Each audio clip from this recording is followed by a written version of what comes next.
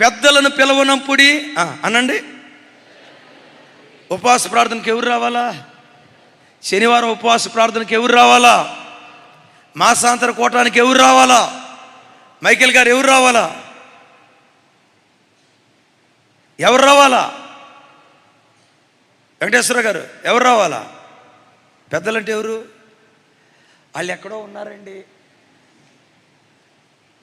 అమ్మా ఎవరు? మీకు మోకాలు నొప్పి ఉన్నా, నడువులు నొప్పి ఉన్నా, డాక్టర్ గారు ఇవాళ రేపు అన్నా అంటే అలాంటి పరిస్థితుల్లో కూడా మందిరానికి వచ్చి కుర్చీ మీద కూర్చొని వాక్యం వింటా దేవుని సన్నిధిలో నీ ప్రాణం విడు, అంతకు మించిన ధన్యకరమైన జీవితం మరొకటి లేదు. మీరు అసలు ఆమెనల్లా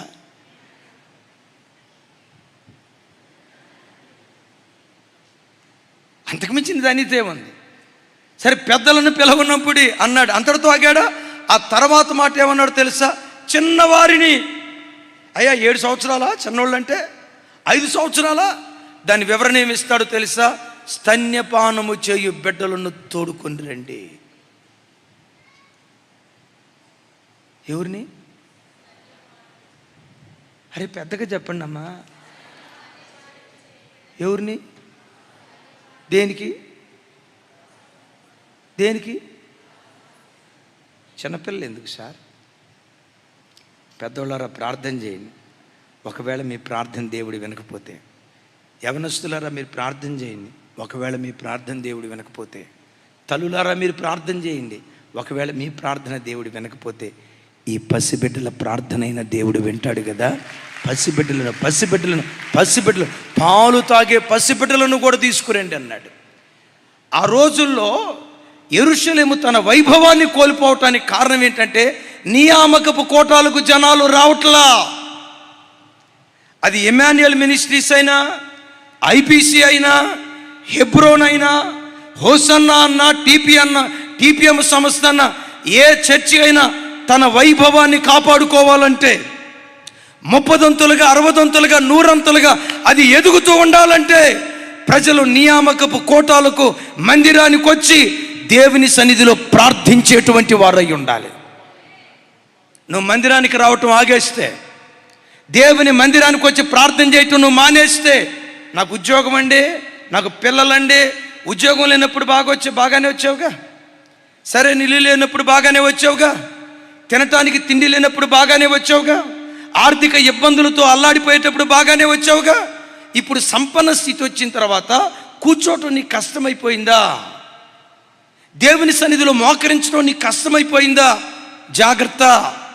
ఆ ఉన్నత స్థితిలో ఏ దేవుడు కూర్చోబెట్టాడో, కూర్చోబెట్టిన దేవునికి దించటం కూడా జాతనం. సింహాసనం మీద కూర్చోబెట్టిన దేవుడికి, నా వైపు చూడండి, గద్దె మీద నుండి దించి నిన్నెట్లా గడ్డి తినిపించాలో దేవునికి తెలుసు. కూర్చోబెట్టడం కష్టమా, పడగొట్టడం కష్టమా? కట్టడం కష్టమా, పడగొట్టడం కష్టమా? అలాంటి స్థితి ఇశ్రాయేలు ప్రజలకు వచ్చింది. నా ప్రార్థన, అలాంటి స్థితి మన కుటుంబాలకు రాకుండునుగాక, మన ఎమాన్యుయల్ మినిస్ట్రీస్కి రాకుండునుగాక. ఈ వాక్యం వింటున్న ఏ కుటుంబానికి ఇలాంటి దుస్థితి రాకుండా దేవుడు కృప చూపునుగాక. ఇప్పుడు చెప్పండి, అలాంటి దుస్థితి రాకుండా ఉండాలంటే ఆమేనంటే సరిపోదు. మందిరానికి నియామకపు కోటాలకు వచ్చి నీ కన్నీటి చుక్కలు దేవుని సన్నిధిలో నువ్వు విడవాలి. పెద్దగా చెప్తాం ఆమేన్. నువ్వు దేవుని సన్నిధి మానేస్తే ఒకప్పుడు ఆభరణ భూషితురాలివి, ఆభరణాలు కోల్పోయిన విధవగా నువ్వు మారిపోతావు. జాగ్రత్త. ఆత్మ సంబంధంగా నిండు కొండగా తొక్కిసలాడేదానివి ఖాళీ కొండ అయిపోతావు. జాగ్రత్త. అలాంటి దుస్థితి మనకు రాకుండా దేవుడు కృప చూపును గాక. మా పూర్వస్థితి మాకు దయచేయి. ఎందుకయ్యా మీ స్థితి పాడైపోయింది? నియామకపు కోటాలకు జనాలు రావట్లా. యాజకుడు ఏడుస్తున్నాడు. అంతకుమించి ఏం చేయగలుగుతాడు? ఏమా సుజాత ఎందుకు ప్రార్థనకు రావట్లా అని ఏం అడుగుతాడు? ఒకవేళ అడిగామనుకోండి, సుజాత ముఖం ఎంత లవ్ పెట్టదా? అమ్మ పెడతావు లేదా? అమ్మ పద్మ సిస్టర్ ప్రార్థనకి ఎందుకు రావట్లేదు అని అన్నామనుకో, పద్మ సిస్టర్ పుచ్చకాయ అంత పెట్టింది ముఖం. వాళ్ళిద్దరి పేరు చెప్పాడంటే వాళ్ళు సరిగ్గా రారేమో అనుకునేది కాక వాళ్ళిద్దరు బాగా క్రమంగా వస్తారు, అందుకని వాళ్ళ పేరు చెప్పా. యాజకుడు ఏం చేస్తాడు? ఇక యాజకుడు ఏం చేయగలుగుతాడు? అమ్మా రేణుక ఎందుకు ప్రార్థనకి రావట్లేదమ్మా? ఎందుకు మాసాంతర కూడడానికి రావట్లే? అమ్మ పల్లవి సిస్టర్ ఎందుకు ప్రార్థనకి రావట్లే? అమ్మ బ్యాంక్ అక్క, అన్నయ్య ఏ ఉద్యోగాలు వచ్చినా పర్వాలేదు కానీ బ్యాంకు ఉద్యోగాలు రాకూడదన్నా అని అంటావు తల్లి. మరి ఆ ఉద్యోగం లేనప్పుడు నాకు బ్యాంకు ఉద్యోగం కావాలి, బ్యాంకు ఉద్యోగం కావాలి అని ప్రార్థన చేసావుగా. ప్రతికూలతల మధ్యలో కూడా కైసరుకి స్వరమెత్తాలి, కైసరికి దేవునిది దేవునికి. సంగమా, ఒకవేళ దూరాభారాన్ని బట్టి మీరు రాలేకపోయినా ఒక తండ్రి చెప్పినట్టు చెప్తున్నా, వారంలో ఒక్కరోజు ఉపవాసాన్ని చాటించుకోండి.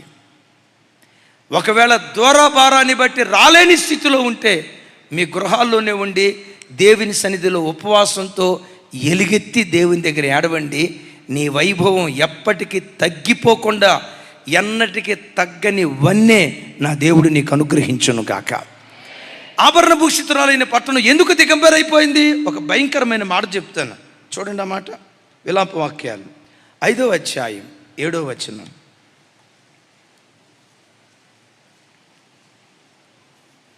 నాతో కలిసి చెప్పండి. మా తండ్రులు పాపము చేసి గతించిపోయిరి, మేము వారి దోష శిక్షను అనుభవించుచున్నాము. ఒకసారి నా వైపు చూడండి, ఇది ఎంత బాధాకరమైన మాట. ఏమంటాడు? మా తండ్రులు పాపము చేసి చచ్చిపోయారు.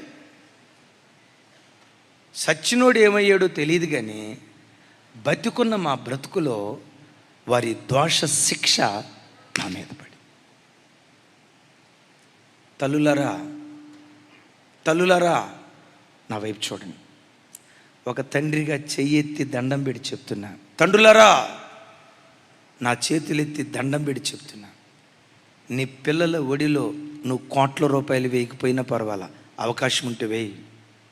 ఆస్తిపాస్తులు ఈకపోయినా పర్వాలా, వెండి బంగారాలు వారి ఒడిలో వేయకపోయినా పర్వాలా, నీ పిల్లల ఒడిలో నువ్వు వేయాల్సిందేంటో తెలుసా? నీ భక్తిని నీ పిల్లల ఒడిలో ఆశీర్వాదంగా వేయి. నీ కన్నీటి ప్రార్థన నీ పిల్లల ఒడిలో ఆశీర్వాదంగా వేయి. నీ ఉపవాసం, నీ పరిశుద్ధ జీవితం, నీ భక్తి జీవితం నీ పిల్లల ఒడిలో ఆశీర్వాదంగా వేయి. ఆ ఆశీర్వాదం నీ పిల్లల ఒడిలో వేయగలిగితే నా దేవుని వాక్యం అంటుంది, 1000 తరాల వరకు పిల్లలను నేను కరుణిస్తాను అంటాడు. దోషం చేసింది వారి తండ్రులు, అనుభవిస్తుంది. అట్టెట్లా అన్నా హెస్కేలు గ్రంథంలో ఏమి రాసిందో తెలుసా? తండ్రులు ద్రాక్షకాయలు తింటే పిల్లలు పళ్ళు పులుస్తున్నాయట. అరే ద్రాక్షకాయలు తింది ఎవరు? పెద్దగా చెప్పండి. తాగుబోతుగా బ్రతికింది ఎవరు? అక్రమ సంబంధంలో బ్రతికింది ఎవరు? బెట్టింగ్ ఆడింది ఎవరు? చీకటి కార్యక్రమాలు చేసింది ఎవరు? తండ్రి. దేవుని వాక్యానికి భిన్నంగా ప్రవర్తించింది తల్లి.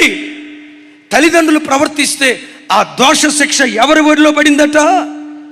మిమ్మల్ని అడుగుతున్నా, మీ పిల్లల ఒడిలో మీరేమి ఇస్తున్నారు? దేవుని ఆశీర్వాదాన్ని, మీ భక్తిని ఆశీర్వాదంగా పిల్లల ఒడిలో వేస్తున్నారా? మీ భక్తిహీనత అనే శాపం పిల్లల ఒడిలో వేస్తున్నారా? ఒక్కసారి తస్మా జాగ్రత్త ఆలోచించండి. అయితే ఇక్కడ ఒక మాట చెప్తా. అలాగని ఇక్కడ తండ్రులనే మనం తప్పుపట్టడానికి లేదు. ఒక మాట నేను అంటా, నా వైపు చూడండి. తండ్రులు దోషం చేశారు, పిల్లలు భక్తిగా బ్రతికితే ఆ దోషం కొట్టివేయబడిద్దా లేదా? నా తండ్రి దోషం చేశాడు సార్, నా తండ్రి దోషం చేశాడు. ఆ దోషభరితమైన తండ్రి కడుపున పుట్టిన నేను నా తండ్రి చెడు మార్గాన్ని వెంబడించకుండా నేను భక్తిగా బ్రతుకుతున్నా. నా తండ్రి దోష శిక్ష నా మీద శిక్షగానే ఉంటుందా? శిక్షను కొట్టివేసి దీవెన కారణంగా దేవుడు మారుస్తాడా? వీళ్ళ పరిస్థితి ఏంటో తెలుసా? యదా రాజా తదా ప్రజ అన్నట్లుగా యదా పిత తదా పుత్ర అనండి ఒకసారి. నేను ఇది రైమింగ్ కోసం చెప్పలా. నాతో కలిసి చెప్పండి. యదా పిత తదా పెద్దగా. తండ్రులు ఎలాంటి చెడు అడుగులు వేశారో పిల్లలు కూడా అలాంటి చెడు అడుగులు వేశారు. బైబిల్లో కొన్ని చోట్ల ఏం చదువుతామో తెలుసా? తండ్రి జరిగించిన దుర్మార్గపు క్రియల కంటే వారి కుమారుడు మరెక్కువ దుర్మార్గపు క్రియలు చేశాడట. ఆభరణ భూషితమైన పట్టణం, జనభరితమైన పట్టణం ఏకాకిగా మిగిలిపోయింది. మా పూర్వస్థితి మాకు దయచేయి అని ఎందుకు ఏడుస్తున్నాడంటే, మా పితరులు ఎలా చెడు మార్గంలో ప్రవర్తించారో వాళ్ళకు పుట్టిన పిల్లలు అలాగే ప్రవర్తించారు, వాళ్ళకు పుట్టిన మనవ సంతానం అలాగే ప్రవర్తించారు. దేశం పాడైపోయింది. దేశం ఎంత చెడుతనానికి దిగజారిపోయిందంటే, గుండెలు నా వైపు చూడండి, గుండెలు ఇట్లా పట్టి పీడించే ఒక బాధాకరమైన సంగతి. సరే, జనులు ఇట్లా పాడైపోయారు. ఆ జనులకు ధర్మశాస్త్రాన్ని నేర్పే యాజకులు ఎలా ఉన్నారు? అయ్యా, జనులకు దేవుని వాక్యాన్ని బోధించే సేవకులు ఎలా ఉన్నారు? చూడండి ఆ మాట. ఇర్మియా గ్రంథం 23వ అధ్యాయం 11వ వచనం 15వ వచనం. తమ్ముడు ఒకసారి చూడమాట. 23వ అధ్యాయం 11వ వచనం 15వ వచనం. నాతో కలిసి చెప్పండి. ప్రవక్తలేమి, యాజకులేమి, అందరూ అపవిత్రులు నా మందిరములో వారి చెడుతనము నాకు కనబడెను. ఇదే యెహోవా వాక్కు.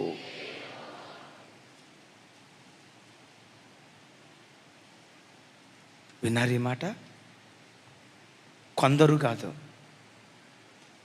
ఈ మాట చదువుతుంటే ఒకవేళ ఇమ్మాన్యుయల్ మినిస్ట్రీస్లో ఉన్న సేవకులైన మా గూర్చి దేవుడేమంటాడా? ఈరోజు భూమి మీద సేవ చేస్తున్న సేవకుల గూర్చి దేవుడు ఒకవేళ ఇదే మాట అంటాడా? ఏమంటాడు దేవుడు? ప్రవక్తలేమి, యాజకులేమి పవిత్రత బోధించే యాజకుడు అపవిత్రుడిగా బ్రతుకుతున్నాడట. పాపాన్ని గూర్చి, పవిత్రతను గూర్చి ఖండిస్తూ వాక్యం చెప్పే ప్రవక్త ఒక పాపిగా మారిపోయాడట. బిడ్డలారా, ఒక మాట చెప్తాను. ఫుల్ ఫిట్ మీద నిలవబడే సేవకులు, దైవ సేవకులు, దైవ సేవకురాళ్ళు, వాళ్ళ ఆధ్యాత్మిక జీవితం సంఘాన్ని ఎంత ప్రభావితం చేస్తుందో 15వ వచనం చూడండి. 15వ వచనం నాతో కలిసి. కావున సైన్యములకు అధిపతి యెహోవా ఈ ప్రవక్తలను గూర్చి సెలవిచ్చినదేమనగా, యెరూషలేము ప్రవక్తల అపవిత్రత దేశమంతటా వ్యాపించెను. విన్నారా? జాకబన యాజకులు ఎక్కడున్నారు? మందిరంలో ఉన్నారు. వారి చెడుతనము మందిరంలో నాకు కనపడిందని దేవుడు అన్నాడు కదా. చెడుగా ప్రవర్తించింది ఎక్కడా? మందిరంలో. యాజకులు ఉండేది ఎక్కడా? మందిరంలో. యాజకులు మందిరంలో ఉండి ఆ మందిరంలో చెడుగా ప్రవర్తిస్తే ప్రవక్తల చెడుతనము, యాజకుల చెడుతనము దేశమంతా వ్యాపించిందట. దీని అర్థం ఏంటో తెలుసా? దైవ సేవకురాళ్ళ మీద ఉన్న ఆత్మ విశ్వాసుల మీద పనిచేస్తుంది. సేవకుడి మీద ఉన్న ఆత్మ సంఘ బిడ్డల మీద పనిచేస్తుంది. సేవకుడు తగ్గింపు కలిగిన వాడైతే సంఘం తగ్గింపు కలిగిందిగా మారిపోద్ది. సేవకుడు సువార్త భారంతో పనిచేసేవాడైతే సంఘం సువార్త భారంతో పనిచేస్తుంది. సేవకుడు పవిత్రుడైతే, సేవకుడు ప్రార్థనాపరుడైతే, సేవకుడు విలపించేవాడైతే సంఘ బిడ్డలు విలపించే విలాపకర్తలుగా వాళ్ళు మార్చబడటానికి దేవుడు కృప చూపిస్తాడు.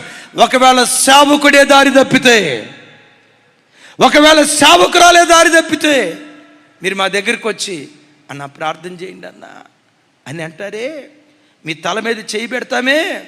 దారి తప్పిన సేవకుడు తల మీద చేయి పెడితే, దారి తప్పిన సేవకురాలు తల మీద చేయి పెడితే ఆ సేవకురాల మీద ఉన్న అపవిత్రపు ఆత్మ ప్రజల మీదకి దిగొచ్చే ప్రమాదం ఉంది. సేవకుల మీద ఉన్న ఆత్మ విశ్వాసుల మీద, తల్లిదండ్రుల మీద ఉన్న ఆత్మ పిల్లల మీద పనిచేస్తుంది. ఒక్క మాటలో చెప్పాలంటే సంఘం మీద ఉన్న ఆత్మ లోకాన్ని ప్రభావితం చేస్తుంది.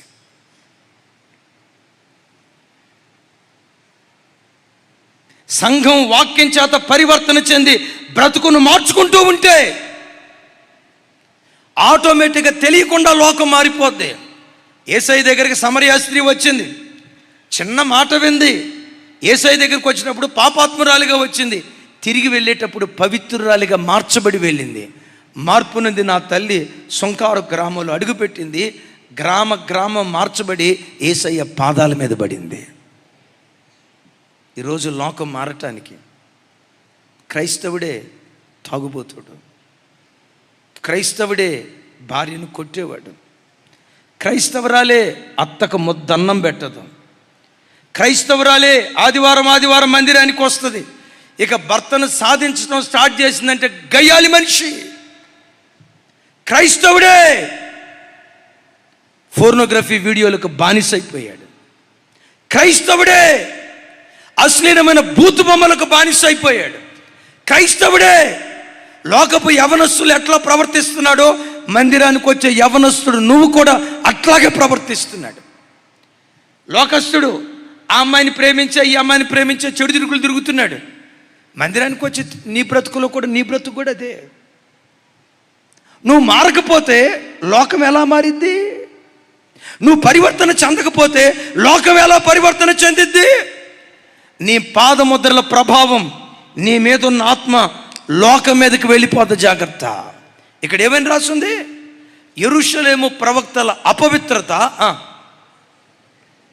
అయ్యో పెద్దగా చెప్పండి ఆ మాట. ఏం వ్యాపించింది? ఇప్పుడు మనం సెంటు కొట్టుకున్నాం అనుకోండి, ఆ సెంటు స్మెల్ గదంతా ఏమైపోద్ది? సెంటు స్మెల్ గదంతా వ్యాపించినట్లు సేవకుడి మీద ఉన్న ఆత్మ ప్రజల మీద వ్యాపిస్తుంది. తల్లి మీద ఉన్న ఆత్మ పిల్లల మీదకి వెళ్ళిపోద్ది. తండ్రి మీద ఉన్న ఆత్మ కొడుకు మీదకి, కూతురు మీదకి వెళ్ళిపోద్ది. ఒకసారి నా వైపు చూడండి. అన్నయ్య ఇది నిజమా? తల్లిదండ్రుల మీద ఉన్న ఆత్మ పిల్లల మీదకి వెళ్ళిపోద్దా? అయ్యా నేను నొప్పించడానికి కాదు, మీ హృదయానికి గాయం కలుగు చేసి ఆ గాయం ద్వారా మిమ్మల్ని మార్చాలని చెప్తున్నాను. నువ్వు తాగుబోతు అయితే నీ పిల్లలు తాగుబోతులు అవుతారు. జాగ్రత్త. సత్తువ కలిగిన సంఘానికి వచ్చిన బలమైన దేవుని వాక్యం విన్న నువ్వు దారి తప్పిన తండ్రివైతే నీ మీద ఉన్న ఆత్మ నీ పిల్లల మీద పనిచేస్తుంది. జాగ్రత్త. తల్లిదండ్రుల మీద ఉన్న ఆత్మ పిల్లల మీదకి వెళ్తుందా? ఎస్. ఇంకా బైబిల్లో ఏమైనా ఆధారాలు ఉన్నాయా? తిమోతితో అంటాడు, తిమోతి నీ యందు నిష్కపటమైన విశ్వాసం ఉందని నేను ఎరుగుదును. ఈరోజు నీ యందున్న నిష్కపటమైన విశ్వాసం ఒకప్పుడు నీ అవ్వయైన లోయలో ఉండేది. నీ అవ్వయైన లోయలో ఉన్న ఆ నిష్కపటమైన ఆత్మే ఆ తర్వాత నీ తల్లి అయిన యునికేలోకి వచ్చింది. నీ తల్లి అయిన యునికేలో, నీ అవ్వయైన లోయలో ఏ ఆత్మ ఉందో అదే ఆత్మ నీ యందు నివసించుచున్నదని నేను ఎరుగుదును. తల్లిదండ్రులారా, మీలో చాలామంది ప్రార్థనా పరులు ఉన్నారు, నేను ఎరుగుదును. మీలో ఎంతోమంది దేవుని పిచ్చిగా ప్రేమించే వ్యక్తులు ఈ స్థలంలో ఉన్నారు, నేను ఎరుగుదును. కలవరపడకండి. ఏ నాటికైనా మీ మీద ఉన్న ఆత్మ మీ పిల్లల మీద నా దేవుడు తప్పకుండా కుమ్మరిస్తాడు. నీ పిల్లల మీద తప్పకుండా దేవుడు కుమ్మరిస్తాడు. మీలో ఎవరైనా ఏడుస్తున్నారా? నేను ప్రార్థనా పరురాలిని, నా కొడుకు ఎందుకు అట్లా అయ్యాడయ్యా? నేను ప్రార్థనా పరుని, నా కూతురు ఎందుకు అట్లా అయిందయ్యా? మరి ఆ విశ్వాస బేజం నా పిల్లల్లో నేను ఎందుకు చూడలేకపోతున్నాను? ఇంతేనా ఇక నా పిల్లలు? వాళ్ళు మారరా? మీలో ఎవరైనా దిగులుతో ఉంటే నా దేవుని వాక్యం అంటుంది, వేరు పరిశుద్ధమైతే కొమ్మలు పరిశుద్ధములే. లేఖనాల్లో రాయబడి ఉంది కదా, నీలో ఉన్న పరిశుద్ధత, నీలో ఉన్న ప్రార్థన, నీలో ఉన్న పవిత్రత ఏ నాటికైనా నీ పిల్లల మీద తప్పకుండా దేవుడు కుమ్మరింపజేస్తాడు. ఒకసారి నా వైపు చూడండి, సూటిగా మిమ్మల్ని ఒక మాట అడుగుతా. ఒకసారి డైరెక్ట్గా నా వైపు చూడండి. నీ మీద ఏ ఆత్మ ఉంది ఒకసారి చూడు. నీ మీద ఉన్న ఆత్మ, అదే ఆత్మ నీ పిల్లల మీదకి వెళ్ళటానికి ఇష్టపడుతున్నావా? వ్యభిచారపు ఆత్మ కలిగిన తండ్రి నా మీద ఉన్న ఆత్మ నా పిల్లల మీదకి వెళ్తే బాగుండు అని ఎలా అనుకుంటాడు? కొన్ని వ్యసనాలకు బానిసైపోయిన తండ్రి నా మీద ఉన్న ఆత్మ నా పిల్లల మీదకి వెళ్తే బాగుండని ఎలా అనుకోగలుగుతాడు? నీ మీద ఎలాంటి ఆత్మ ఉందో ఒక్కసారి క్వశ్చన్ యువర్ సెల్ఫ్. ఎలాంటి ఆత్మ నిన్ను పరిపాలన చేస్తుందో కూర్చొని ఒక్కసారి నిన్ను నీవు పరిశీలించుకో. యేసు నామం పేరిట ఒక్కొక్క బిడ్డ తల మీద దేవుడు తన ఆత్మను కుమ్మరించును గాక. ప్రతి పాపపు దురాత్మ పాతాళములు త్రొక్కివేయబడును గాక. దైవికమైన ఆత్మ ఒక్కొక్క అంతరంగంలో దేవుడు కుమ్మరించును గాక. అలా కుమ్మరించినట్లు చప్పట్లు కొడుతూ ప్రభువారికి స్తోత్రాలు చెప్తాం. భక్తి అయిన ఆత్మ సిలువ వేయబడినట్లుగా చప్పట్లు కొడుతూ నోరు తెరుద్దాం. స్తోత్రమయ్యా అందాం. భక్తి హీనపు దురాత్మ పాతాళములు త్రొక్కివేయబడును గాక. ప్రార్థన లేమి కలిగిన దురాత్మ పాతాళములు త్రొక్కివేయబడును గాక. పవిత్రమైన ఆత్మ దేవుడు మన ఒక్కొక్కరి మీద కుమ్మరించును గాక. నంబర్ 1, ధూపదీప నైవేద్యాలు మందిరంలో ఆగిపోయాయి. కారణం, నియామక పోటాలకు ఎవరు రారు. రెండవది, ఇందాక చెప్పే కదా, యదా పిత తదా పుత్ర. తండ్రులు తప్పు చేశారు, ఆ దోషం వారి పిల్లలు చేసుకుంటూ వెళ్ళారు. అందుకనే ఆభరణభూషితురాలిగా ఉన్న పట్టణం దిగంబరైపోయింది. మూడో మాట చెప్పంటారా? చూడండి. దారి తప్పించిన యాజకులు. విలాప వాక్యాలు అందరు మీ బైబిల్ ఒకసారి తెరిచి చూడండి. విలాప వాక్యాలు అందరు మీ బైబిల్ తెరిచి చూడండి. ఆ మాట టిక్ చేసుకోండి. 2వ అధ్యాయం 14వ వచనం. అందరు మీ బైబిల్ తెరిచి చూడండి. బహు ఖరీదైన మాటలు అక్కడ రాసి ఉన్నాయి. మీ దగ్గర అవకాశం ఉంటే బైబిల్ తెరిచి పెన్ను దగ్గరుంటే ఆ మాట అందరూ టిక్ చేసుకోవటానికి ప్రయత్నం చేయండి. అది నా మనవి.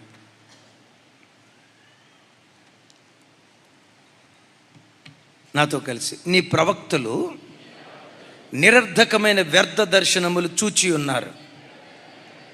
నీవు చెరలోనికి పోకుండా తప్పించుటకై వారు నీ దోషములను నీకు వెల్లడి చేయలేదు. వారు వ్యర్థమైన ఉపదేశములు పొందిన వారైరి, త్రోవ తప్పించు దర్శనములు చూసిన వారైరి. విన్నారా? ఈ వచనం ప్రారంభించేటప్పుడు దేవుడు ఎలా ప్రారంభించాడో ఒకసారి నా వైపు చూడండి. నాతో కలిసి మాట అనండి. నీ ప్రవక్తలు అనండి. ఎవరిని గురించి అంటున్నాడు? ప్రవక్తలను గురించి. ఎవరితో అంటున్నాడు? ఇశ్రాయేలు ప్రజలతో. ఏమంటున్నాడు? నీ ప్రవక్తలు. నేనంట దేవుడు ఇక్కడ నీ ప్రవక్తలు అంటే బాగుంటుందా, నా ప్రవక్తలు అంటే బాగుంటుందా? కొంచెం పెద్దగా చెప్పండి అమ్మా. నా ప్రవక్తలు అనాలా, నీ ప్రవక్తలు అనాలా? అర్థం కాలేదా? నా ప్రవక్తలు అనకుండా నీ ప్రవక్తలు అంటాడు. అంటే వీళ్ళు ఏం చేశారు? వీళ్ళకెళ్ళిన ప్రవక్తని ఎన్నుకున్నారు. మన కులం పలానా, ఇదిగో మనం మాదిగా, ఇదిగో మా మాదిగా అబ్బాయి మాకు పాస్టరు. మేము మాల, ఇదిగో మా మాల అబ్బాయి మాకు పాస్టరు. మేము కమ్మ, మా కమ్మ అబ్బాయి మాకు పాస్టరు. మేము కాపులు, మా కాపుల అబ్బాయి పాస్టరు. మేము పాపులు, మేము కాకులు, మా కాకులు మాకు పాస్టరు అని కులాన్ని బట్టి పాస్టర్ నీళ్ళు ఎన్నుకున్నారు. సేవకుని వీళ్ళు సెలెక్ట్ చేసుకున్నారు. సేవకుని వీళ్ళు ఎన్నుకున్నారు.